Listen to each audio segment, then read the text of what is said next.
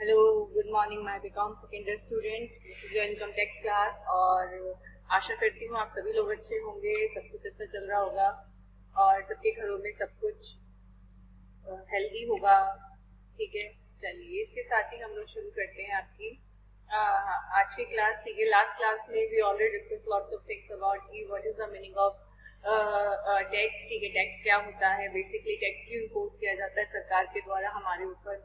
क्योंकि मैंने आप लोगों को एक बात बताई थी कि जो टैक्सेशन है वो बेसिकली आपका सबसे इम्पोर्टेंट सोर्स ऑफ इनकम है सरकार के लिए। क्योंकि आपको पता है सरकार के पास वैसे तो कोई, देखिए जैसे हम लोग कमाने के लिए बैठे हैं, जैसे individual person is earner, but the government is the artificial person and definitely उसको कमाने के लिए कोई है नहीं। ठीक है, तो अल्टीमेटली वो अगर डेवलपमेंट करे, क्योंकि सरकार से उम्मीद आपको हर वक्त होती है कि बेसिकली सरकार अब क्या डेवलपमेंट करने वाली है, सरकार ने क्या डेवलपमेंट किया क्या नहीं किया। तो उसके लिए फॉर दैट, ठीक है, सरकार definitely demanded something from the क्या आपका SSC who earn the income. ठीक है, but beyond the exemption limit. क्योंकि सरकार ऐसा नहीं कहती कि एवरी पर्सन नीड्स टू पे, क्या मतलब मैंडेटरी टू पे द क्या आपका टैक्स। सरकार ये कहती है कि एग्जैक्टली आपको टैक्स पे करना है, बट एग्जैक्टली उस बंदे को करना है जिसकी बियॉन्ड द एग्जेम्पशन लिमिट क्या होगी, इनकम होगी। ठीक है ना, तो लास्ट क्लास में ऑलरेडी डिस्कस कर दिया guys definition meaning of the क्या आपका डायरेक्ट टैक्स। ठीक है, मतलब इनकम टैक्स। ठीक है, क्योंकि देखिए सीधी सी बात है, income tax is a part of direct tax.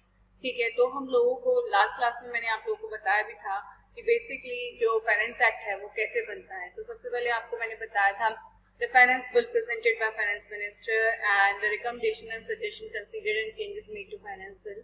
क्योंकि देखो सीधी सी बात है, सबसे पहले जो बजट होता है आप लोगों को पता है फैब में आपका बजट आता है। ठीक है, सेकंड फैब अभी वैसे तो at the end of Feb आया करता था, बट 2 बार से आपका जब से निर्मला सीतारमन जी बनी है, उन्होंने क्या कहते हैं आपका थोड़ा सा चेंज किया। लास्ट 2 जो हमारे बजट आए हैं वो आपके फर्स्ट वीक ऑफ द क्या आपका फैब आए हैं, फर्स्ट और सेकंड फैब को आया है। तो अल्टीमेटली जो बिल होता है कि पूरे साल किस तरह से खर्चा किया जाएगा, किस क्या कहते हैं फील्ड को कितना पैसा दिया जाएगा, किस मिनिस्ट्री को कितना पैसा मिलेगा, ये सब आपका फाइनेंस बिल में क्या होता है मेंशन होता है, जो कि फाइनेंस मिनिस्टर क्या करता है प्रेजेंट करता है किसके सामने, आपका पूरे पार्लियामेंट के सामने, मतलब लोकसभा के सामने। एंड देन उसके बाद क्या आपका विद मतलब कितने दिन आपके 75 डेज, डेफिनेटली 75 डेज आपका क्या होता है उसको फुल ऑन डिबेट होता है। आज से 12, अगर आप कभी देखना कि जब फरवरी से आपका बजट आता है एंड देन उसके बाद आपका आज से 12 आप कभी दूरदर्शन पर देखना, जो हमारा नेशनल चैनल है उस पर देखना, आज से 12 रोज आपका एक सेशन होता है जिसे बजटरी सेशन कहते हैं। क्योंकि आपको पता है पार्लियामेंट में 4 सेशन होते हैं, मतलब विंटर सीजन, विंटर सेशन, ठीक है, समर सेशन, आपका रेनी सेशन और आपका बजटरी सेशन। ठीक है, तो अल्टीमेटली जो बजटरी सेशन होता है वो आपको 75 डेज तक चलता है, जिसमें आपका फाइनेंस बिल के ऊपर डिस्कशन होता है। क्योंकि फाइनेंस बिल में ना केवल ये बताया जाता है कि कितना कितना पैसा किस किस मिनिस्ट्री को दिया जाएगा, बल्कि ये भी बताया जाता है कि एग्जैक्टली कितना कितना टैक्स किस किस के ऊपर चार्ज किया जाएगा। तो आप खुद सोचिए, अगर ये वाली बात, क्योंकि देखो अगर टैक्स घटाया गया है तो definitely public will happy and क्या आपका public will be happy, but still some time क्या आपका taxation rate is also increase by the government. It's depend on the government policy की गवर्नमेंट क्या करने वाली है आगे, तो उसके लिए टैक्स को घटाने की जरूरत है, बढ़ाने की जरूरत है। तो जो भी आपका टैक्स घटाया जाता है, ठीक है, या बढ़ाया जाता है, तो घटाने पर तो कोई डिस्कशन नहीं होता, पर बढ़ाने पर क्या होता है आपका डेफिनेटली पूरे के पूरे 75 डेज डिस्कशन होता है। पहले आपका वो लोकसभा में डिस्कशन होता है and then after that matter will क्या आपका वंस तक क्या आपका लोकसभा विल अप्रूव द क्या आपका बजट, तो इट विल क्या क्या कहते हैं आपका कम इनटू द क्या आपका फील्ड ऑफ ये राज्यसभा, फिर राज्यसभा में डिस्कशन होता है एंड देन आफ्टर क्या कहते हैं उस पर प्रेसिडेंट की अप्रूवल मिलते हैं and then after finance bill become the क्या आपका फाइनेंस एक्ट। सबसे पहले पार्लियामेंट की अप्रूवल, फिर प्रेसिडेंट की अप्रूवल और उसके बाद क्या होता है आपका फाइनेंस बिल फाइनेंस एक्ट बनता है। तो ओवरऑल 75 डेज लगते हैं जब एग्जैक्टली आपका फाइनेंस बिल फाइनेंस एक्ट बनता है। ठीक है, और मैं आपको बता देती हूँ जो ये आपका फाइनेंस बिल है वो मैंने यहाँ पर इलेबरेट नहीं कर रखा है, बट मैं आपको वैसे बता देती हूँ। जो फाइनेंस बिल होता है मेरे बच्चों, वो 4 पार्ट में बास्केट होता है, 4 चैप्टर में। ठीक है, फर्स्ट चैप्टर में कॉमन प्रोविजन होते हैं and the second chapter is related to income tax and the third chapter is capital GST and the fourth chapter is custom. ठीक है, तो अल्टीमेटली इन 4 चैप्टर्स में आपके चारों चैप्टर्स में क्या होते हैं आपके अलग अलग टैक्सेशन रूल्स होते हैं। ठीक, कॉमन प्रोविजन तो किसको कितना कितना दिया जाएगा, इनकम टैक्स रिलेटेड होते हैं, जीएसटी में जीएसटी से रिलेटेड होते हैं, डायरेक्ट टैक्स एंड कस्टम में कस्टम से रिलेटेड होते हैं। एंड देन उसके बाद फिर क्या कहते हैं आपका जो इनकम टैक्स है उसके अंदर 4 पार्ट होते हैं। फर्स्ट पार्ट में आपका करंट ईयर के टैक्सेशन रेट होते हैं जो आपके ऊपर एप्लीकेबल होते हैं फ्रॉम द कि आपका 1 अप्रैल ऑनवर्ड्स। फैब में आपका बजट आता है एंड 1 अप्रैल से जो आपके बजट में टैक्सेशन रेट दिए हुए होते हैं प्रैक्टिकली वहाँ पे इम्प्लीमेंट होने चालू हो जाते हैं, ठीक है। एंड देन उसके बाद सेकंड पार्ट में आपके टीडीएस के रेट होते हैं, ठीक है। एंड थर्ड पार्ट में आपके एडवांस टैक्स के रेट होते हैं एंड फोर्थ पार्ट में आपके एग्रीकल्चर के रेट होते हैं, ठीक है। तो जो टीडीएस के रेट होते हैं वो बेसिकली एक एम्प्लॉयर के लिए होते हैं कि when you give the salary to your employ, या फिर जब भी कोई बंदा किसी को इनकम देता है तो उस जो इनकम देने वाला जो प्रोवाइडर होता है, इनकम प्रोवाइडर होता है, उसके लिए जरूरी हो जाता है क्या करना, आपका टीडीएस का डिडक्ट करना उसकी इनकम पे से। मतलब जितना उस बंदे के ऊपर टैक्स बैठता है, ठीक है, उतना बंदा वो जो टीडीएस प्रोवाइडर है, जो मतलब क्या कहते हैं इनकम प्रोवाइडर है, वो क्या करता है उस पर टीडीएस काटता है। ऐसा क्यों है मैं बता देती हूँ।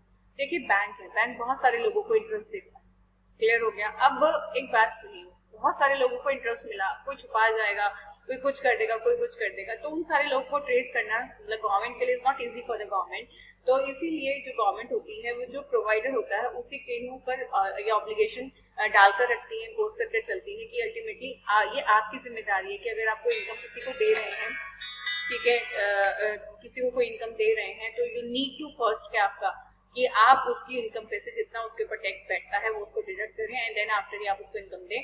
क्योंकि अगर आप टीडीएस नहीं काटेंगे तो आपको आपका, क्योंकि इनकम देना वो सामने वाले बंदे के लिए इनकम है पर उस बंदे के लिए वो एक्सपेंस है, तो आपको आपकी बुक्स में से क्या होगा, एक्सपेंस की डिडक्शन नहीं मिलेगी। ये बात आप ध्यान रखकर चलना। ऐसा वो टीडीएस डायरेक्टर को बोलते हैं। तो हर बंदा अपना ऑब्वियसली अपने वो एक्सपेंस को क्यों क्या करेगा, मारेगा, तो इसीलिए वो बंदा क्या करके चलता है, आपका टीडीएस काट के चलता है। And then advance tax rate, आप लोगों को पता है कि देखिए प्रोविजन ये होता है, नॉर्मली ऐसा होता है कि जो टैक्स होता है वो किस तरह से चार्ज होता है। Tax basically there is a two principal in the capital taxation. One is की a year in which you earn the income, that year is called the क्या आपका previous year, and the year in which you pay the tax on the क्या आपका earned income, ठीक है, तो that year is called the क्या आपका assessment year। ऐसा प्रोविजन होता है प्रीवियस ईयर और असेसमेंट ईयर को क्या करने का, कंक्लूड करने का, ठीक है। तो अब आप एक बात सुनिए कि प्रीवियस ईयर में आपने इनकम कमाया और आपने उसके बाद अगले साल टैक्स पे किया। जैसे लेट्स से क्या कहते हैं आपका 20-21 आप लोगों के लिए प्रीवियस ईयर भी चल रहा है 20-21 और 21-22 क्या आपका असेसमेंट ईयर, ठीक है, समझ में आया। तो 21-22 वो साल हो जाएगा जब आप 20-21 पे कमाई हुई इनकम पर क्या करेंगे, टैक्स पे करेंगे। बट गवर्नमेंट ने एक रूल निकाला कि जिस बंदे को ये पता है कि उसने टैक्स पे करना ही है, मतलब उसकी इनकम एग्जेम्पशन लिमिट से ऊपर है ही। अब ये इतने बड़े बड़े फिल्म स्टार्स हैं, ये इतने बड़े बड़े बिजनेसमैन हैं, ठीक है, जिनके लिए जिनको पता है कि उनकी इनकम एग्जेम्पशन लिमिट से ऊपर होनी है, क्लियर हो गया। तो वो बंदा क्या करके चलता है, आपका एडवांस टैक्स पे करके चलता है। तो एडवांस टैक्स पे जो किया जाता है वो किस रेट के हिसाब से किया जाता है, जो करंट ईयर के टैक्सेशन रेट होते हैं जो बजट में बताए जाते हैं, डिक्लेयर किए जाते हैं, उसके हिसाब से नहीं, जो एडवांस टैक्स जो थर्ड पार्ट में बताए जाते हैं इनकम टैक्स से, उसके हिसाब से पे करके चलता है। क्योंकि वो तो उसका ऑब्लिगेशन अगले साल का है, मतलब वो जो उसका ऑब्लिगेशन असेसमेंट ईयर का है वो उतना ऑब्लिगेशन प्रीवियस ईयर में पूरा कर चल रहा है। तो इसलिए उसके लिए उसके ऊपर जो टैक्सेस क्या किए गए हैं, लगाए गए हैं, वो अगले साल जो एप्लीकेबल होने वाले हैं, ठीक है, वही क्या कहते हैं आपके इस साल क्या किए जा रहे हैं उस पर लगाए जा रहे हैं, ठीक है ना, ठीक है। एंड द फोर्थ चैप्टर में होता है आपका, फोर्थ पार्ट में होता है आपका एग्रीकल्चर। वैसे तो agriculture income is accent in our country, but still कुछ प्रोविजन होते हैं, एक मैथड ऑफ कंक्लूडिंग होता है, इस तरीके से आप लोग क्या कर सकते हैं, इन क्या कहते हैं एग्रीकल्चर इनकम को कैलकुलेट कर सकते हैं। तो ये सारी की सारी चीजें किसमें गिवन होती हैं आपकी, क्या कहते हैं एग्रीकल्चर के लिए जो पार्ट गिवन है उसके अंदर गिवन होती है। आगे मेरी बात समझ में बच्चों, तो बेसिकली आप लोगों को इस क्लास का जो पर्पस है वो ये बताना है कि फाइनेंस एक्ट कैसे बनता है, ठीक है। एंड देन आफ्टर फिर आपके president approval and finance act will become the क्या आपका finance act with in 75 days, ठीक है। अब जैसे कि मैं आपको प्रीवियस ईयर और असेसमेंट ईयर बता रही थी, तो इनकम टैक्स में बेटा ये दो प्रिंसिपल ही है। इनकम टैक्स में जो आपको टैक्स पे करना होता है वो 2 साल के हिसाब से करना होता है, प्रीवियस ईयर एंड आपका असेसमेंट ईयर। प्रीवियस ईयर ये ईयर इन विच क्या आपका असेसी अर्न का इनकम, बिल्कुल, क्योंकि यू नेवर नो कि एग्जैक्टली आप कितनी इनकम अर्न करने वाले हो। क्या कई बार क्या होता है कि आप किसी साल बहुत अच्छा कमा लेते हो, किसी साल नहीं इतना अच्छा कमा पाते हो। तो बेसिकली सरकार आपको एक क्या छोड़कर चलता है, आपके ऊपर एक प्रोविजन छोड़कर चलता है कि इस साल आप कमाओ और अगले साल जब आप अपनी इनकम को असेस करने के बाद कि हाँ उसके ऊपर टैक्स बैठ रहा है तो आप टैक्स पे कर दो, और अगर टैक्स नहीं बैठ रहा है, ठीक है, तो आप क्या कर दो, आपका अगर आप टैक्स रिटर्न भरने लग गए हो तो आप निल रिटर्न का मतलब होता है आपका कि आप बिना टैक्स पे किए रिटर्न फाइल कर दो जितनी भी आपने इस साल इनकम कमाई है, जिससे अल्टीमेटली ये कंफर्म हो जाएगा कि आपने इतने कमाए हैं। तो इतने कमाने से जब अगले साल या उससे अगले साल या कभी भी आपको कोई इन्वेस्टमेंट करनी पड़े तो सबसे पहले आपसे इनकम टैक्स रिटर्न मांगी जाती है। तो इनकम टैक्स रिटर्न मांगने से अल्टीमेटली सबसे ज्यादा जो आपको क्या कहते हैं बेनिफिट होता है, अगर आप रिटर्न फाइल करते हैं तो आपने जितनी इनकम भी अपने रिटर्न में शो कर रखी होती है, ठीक है, और उसको असेसिंग ऑफिसर ने बिल्कुल सही डिक्लेयर कर रखा होता है, ठीक है, तो उस केस में वो आपकी पूरी वाइट की इनकम मानी जाती है। तो इस बात का आप ध्यान रखिए कि चाहे भले टैक्स बैठे या ना बैठे आपकी इनकम के ऊपर, अगर आप रिटर्न फाइल करेंगे तो कल आप क्लेम कर सकते हैं कि ये इनकम मैंने पिछले साल कमाई। ठीक है, तो ये बेसिकली हमारा ओवरव्यू ऑफ क्या आपका फाइनेंस एक्ट है। ठीक है, अब आपने देखा कि कैसे होता है effective date of amendment in finance bill, direct tax, indirect tax, usually date of notification of the budget और इन द फाइनेंस एक्ट।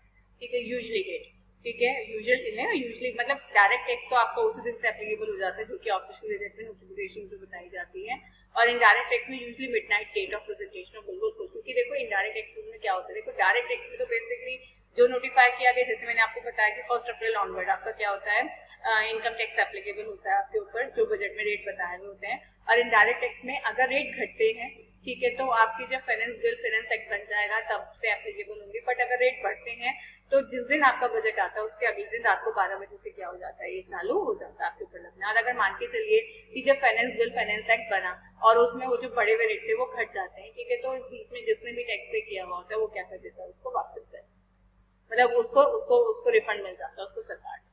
ठीक है, इसके साथ ही मेरे बच्चों I think I should over this class. ठीक है, और अगर आप लोगों को कोई भी डाउट हो तो मुझसे definitely you should discuss with me in the आपका नेक्स्ट क्लास। कल हम लोग की जूम मीटिंग होगी, आप उसमें क्या कर लें, मुझसे डिस्कस करें। ठीक है, okay, bye guys, take care और be safe at your home.